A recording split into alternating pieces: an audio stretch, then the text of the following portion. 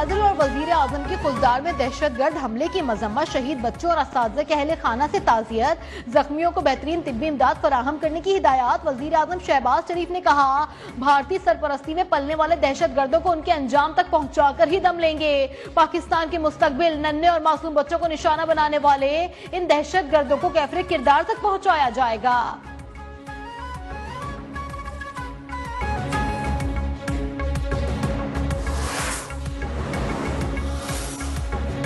خزدار میں بچوں کی وین کو نشانہ بنانا انسانیت پر حملہ ہے۔ بھارتی ریاستی پالیسی کے طور پر دہشت گردی کو فروغ دے رہا ہے۔ وزیر اعلیٰ بلوچستان سرفراز بگٹی کا بیان۔ وزیر داخلہ محسن نقوی کا بھی متاثرہ خاندانوں سے اظہار ہمدردی۔ کہا، معصوم بچوں کو نشانہ بنانے والے درندے کسی رعایت کے مستحق نہیں۔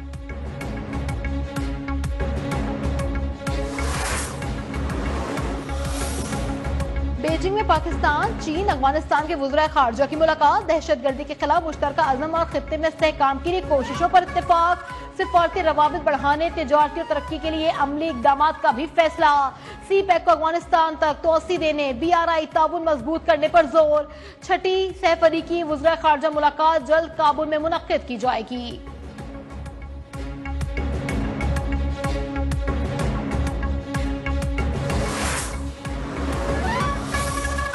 چین کا پاکستان کی سالمیت اور مختاری کی حمایت جاری رکھنے کا اعلان۔ دونوں ملکوں کا علاقائی امن، سلامتی اور ترقی کے لیے مل کر کام کرنے پر اتفاق۔ نائب وزیر اعظم اسحاق ڈار کی بیجنگ میں چینی وزیر خارجہ سے ملاقات۔ پاکستان کی خود مختاری کی حمایت پر چین سے اظہار تشکر۔ وانگ زی نے کہا، چین پاکستان کا آہنی بھائی اور ہر موسم کا اسٹریٹیجک شراکت دار ہے۔ دونوں وزراء خارجہ کا سی پیک فیز 2 پر اطمینان کا اظہار۔ تجارت، آئی ٹی، زراعت اور صنعتی ترقی سمیت مختلف شعبوں میں تعاون بڑھانے پر زور۔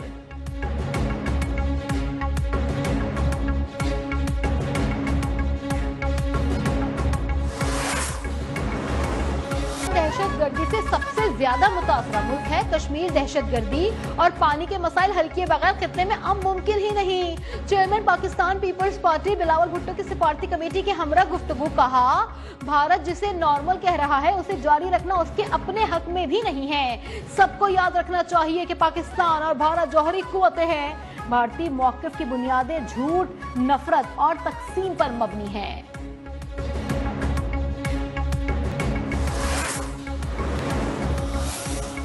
اگر اس نے پاکستان کے اوپر در اندازی کرنے کی کوشش کی یا اس کی سوورنٹی کو یا اس کی ٹیریٹوریل انٹیگریٹی کو وائلیٹ کرنے کی کوشش کی تو جو اس مرتبہ ہوا ہے اس سے کئی گنا زیادہ ہو۔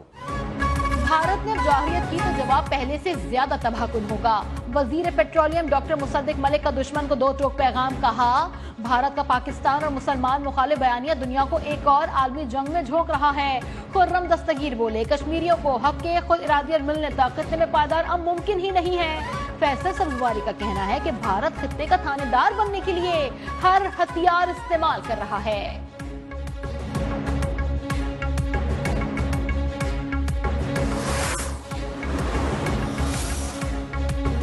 بھارت خطرناک بحری جنگ کی تیاریاں کر رہا ہے۔ ایک بڑی طاقت کا غیر محدود علاقائی بالادستی کا خواب دیکھنا تشویشناک ہے۔ اقوام متحدہ میں پاکستان کے مندوب عاصم افتخار کا سلامتی کونسل میں مباحثے سے خطاب۔ کہا، بھارت بحری توسیع پسندی اور اہم آبی راستوں پر غلبے کی کوشش کر رہا ہے۔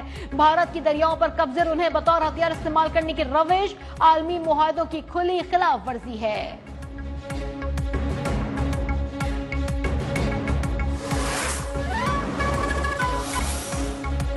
صدر مملکت آصف علی زرداری اور وزیر اعظم شہباز شریف کی جنرل سید عاصم منیر کو فیلڈ مارشل کے عہدے پر ترقی پر مبارکباد۔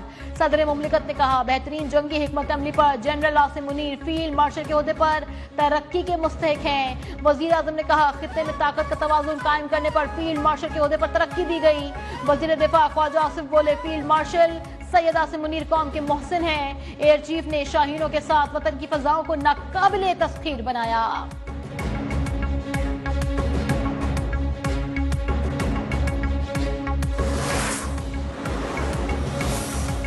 چیئرمین الکبیر گروپ اور نیوز ون چودھری اورنگزیب کی جنرل سید عاصم منیر کو فیلڈ مارشل کا اعزاز ملنے پر مبارکباد۔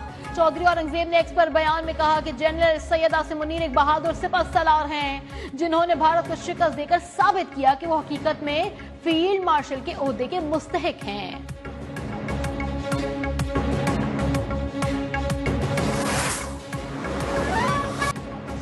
کورٹ میں ججز ٹرانسفر کیس کی سماعت، جسٹس محمد علی مظہر نے پوچھا جب جج کی سیٹ خالی نہیں ہوگی تو جج کا تبادلہ کیسے ہوگا؟ ماضی میں تبادلے کی بنیاد کیا تھی؟ 18ویں ترمیم کے بعد میعاد کو نکال دیا گیا ہے، کیا آئین سازوں کو میعاد دوبارہ شامل کرنے پر مجبور کیا جا سکتا ہے؟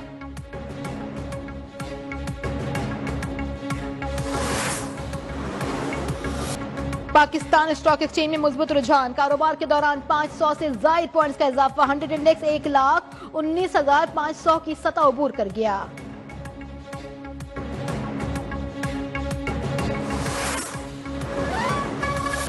ملک بھر میں شدید گرمی کی لہر 3 روز تک سند، جنوبی پنجاب اور بلوچستان میں درجہ حرارت معمول سے زائد رہنے کی پیش گوئی۔ اسلام آباد، خیبر پختونخوا، کشمیر اور گلگت بلتستان میں بھی پارہ معمول سے 5 سے 7 ڈگری تک زیادہ رہنے کی توقع۔